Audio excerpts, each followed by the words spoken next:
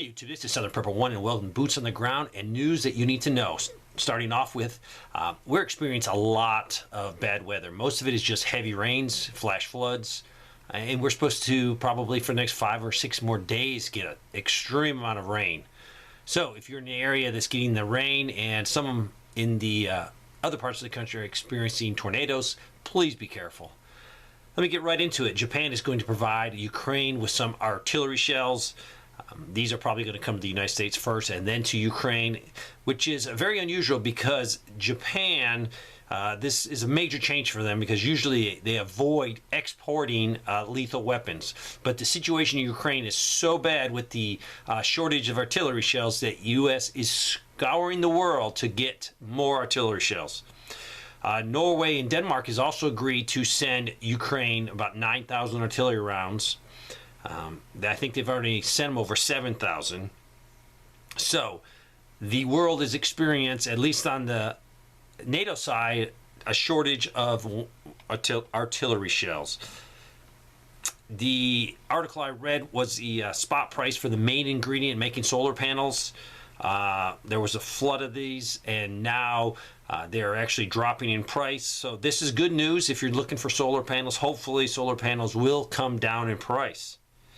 A major foreign bank has announced that they are 100% sure that the U.S. is heading into a recession. 100%. I will tell you right now, I think we're already in a recession, and time will tell when we look back at the data that we are definitely in a serious recession. President Putin last week said that the grain deal, and this is the deal where Ukrainian grain is sent out to other countries and the Russians let it go out. I think this is going to expire in July, and the Russians said they're going to stop this. So this will probably hurt a lot of poor countries that rely on this Ukrainian grain. It'll probably drive up grain prices worldwide, which will increase the definitely inflation rate for us and the rest of the world. Definitely, if you've been following China, they have a huge slowdown. They're using a huge amount of money to stimulate their economy, which I don't think is working. So they're going to see a huge drop in their GDP growth rate. This is bad in the sense that it will put more pressure on China, and they have a huge problem with their unemployment, and this would be their youth unemployment. It is just growing.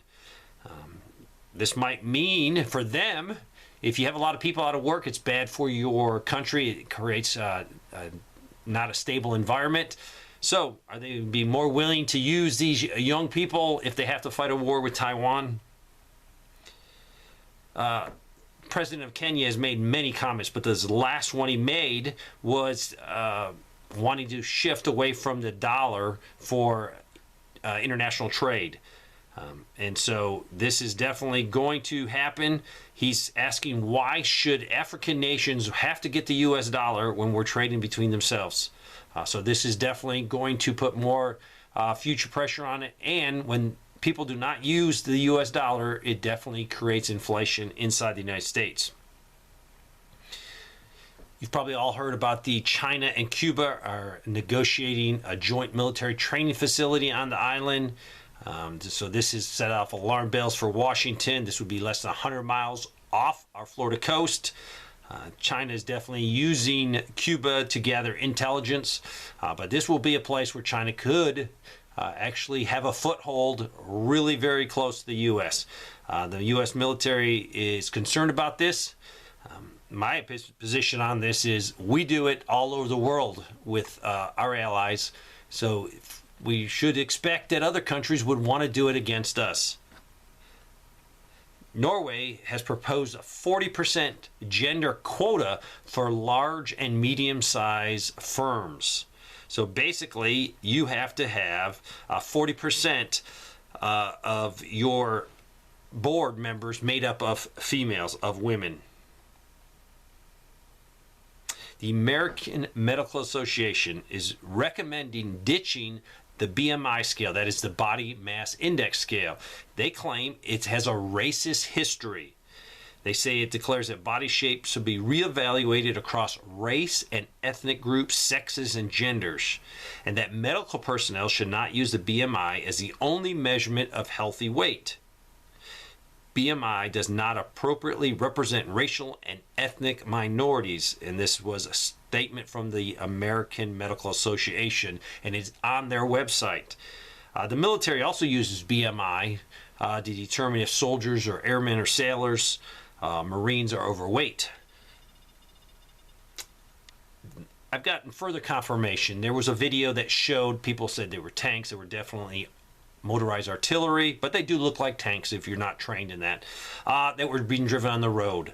I actually talked to someone and got some major confirmation that this is normal. They have a training facility not far from their armory, and it is easier for them to drive along the side of the road to get to this training area. Now, this training area is so close, they don't have to load them on semis. It takes a lot of time, a lot of effort to coordinate this, to load them, to do a safety inspection on them. So they drive them to this facility. I think this facility is a it's a training area, but you cannot use live rounds. So that would make even sense. That's why it's so close to them. And I got great confirmation from someone that actually lives there that sees this every time it happens. They did say the only thing unusual is usually they do this in the morning to lessen the impact, but this time I guess it was done later in the day. And that makes sense. The reports are that the drill time was over, the training was over, and they were coming back. So further confirmation that there's nothing sketchy about what we saw for that 10 or 15 second video. This is boots on the ground from North Alabama. These people said the price per pound for our layer feed, this is for chickens, on 4/18 was 17 cents a pound. Then on 5/9 went up to 31. So we went from 17 to 31 a pound. Then on 5/31 it went to 33 cents a pound.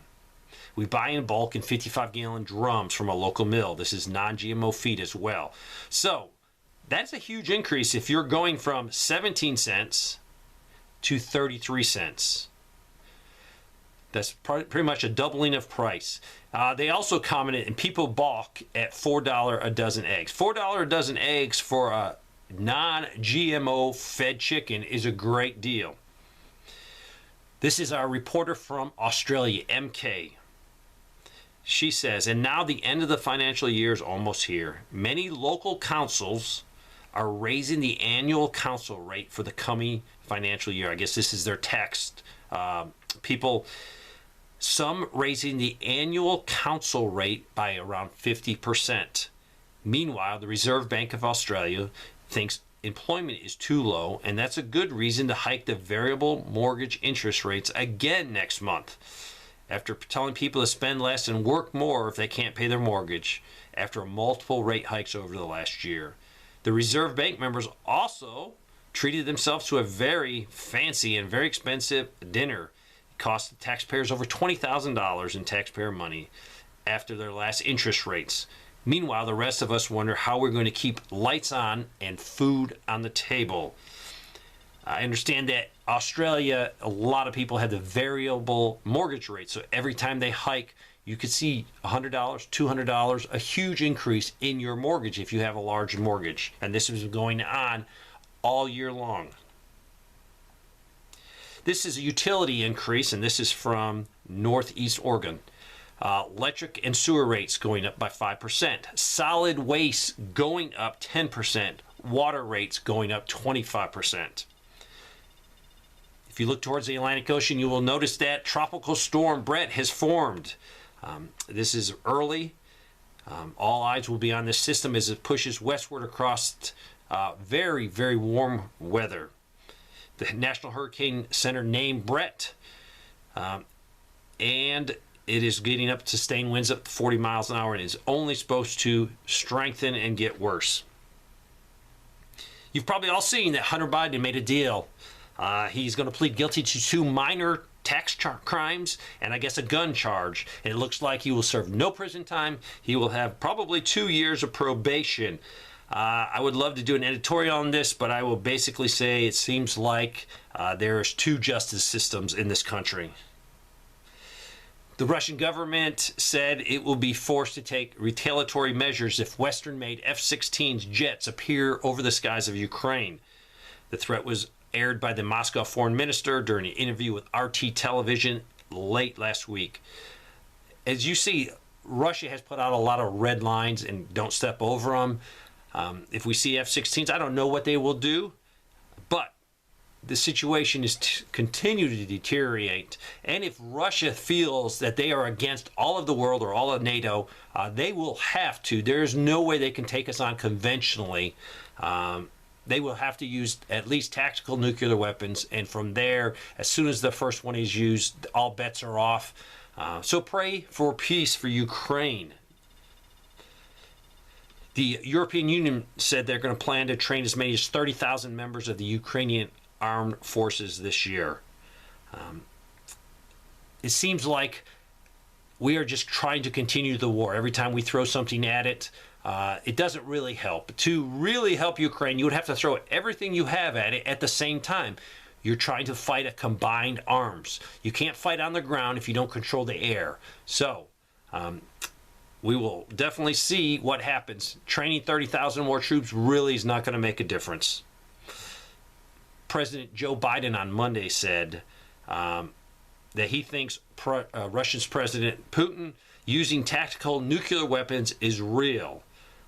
So if they feel that they're going to use real weapons over there, that's why I think we're getting ready for a conflict. There will be no winners in a war, definitely no winners in a nuclear war. So there you go, some short news blips, some boots on the ground. I hope you're prepping, I hope you're praying. Take care of yourself and take care of your family. Thanks for watching.